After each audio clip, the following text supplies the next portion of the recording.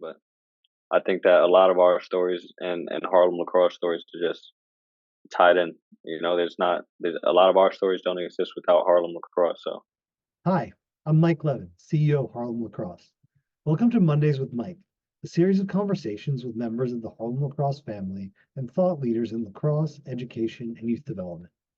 We'll discuss the strides we're making every single day towards equity and diversity in lacrosse and education, the opportunity gaps and challenges we're working through, and why the future of our student athletes and the sport we love is brighter because of Harlem Lacrosse. it's all because of lacrosse. Because if I don't have lacrosse and I don't access these places, then I never learn how to achieve the things that I want to achieve, or at least in this life. When you think about the Harlem Lacrosse kids of today, what do you want for them? Hmm. Yeah, I I think about this. I think about this a lot because a big part of my motivation has always been how do I pay it forward? Like I think for myself, the my entire vision and my drive to go to college was how do I get to college and then how do I kind of take those opportunities and give back to where I came from. And my biggest hope for those kids is that they have the same support that I had, um, but that as they transition into their careers, either at a boarding school or at a college, and then into a post grad career, they don't feel like they're alone. I think that that's a huge piece of the Harlem Lacrosse alumni.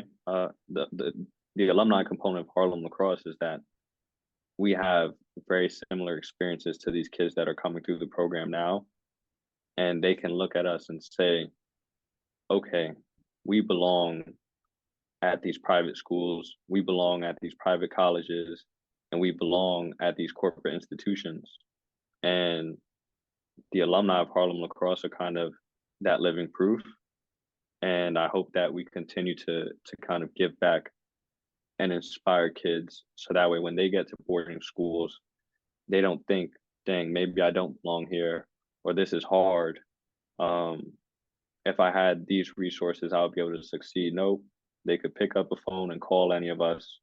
And when it comes time for them to apply to college and apply to jobs, Harlem Lacrosse might have finite resources in terms of program directors that are able to help those kids, but there's compound growth in that alumni body, and we can leverage that to kind of help kids through that process as well. Yeah, it's beautifully said. And I think it's not only the alumni are a super important sort of stakeholder group for us, but there's lots of people that are invested in the success of Harlem Lacrosse students, Definitely, yeah. staff, board, volunteers, donors.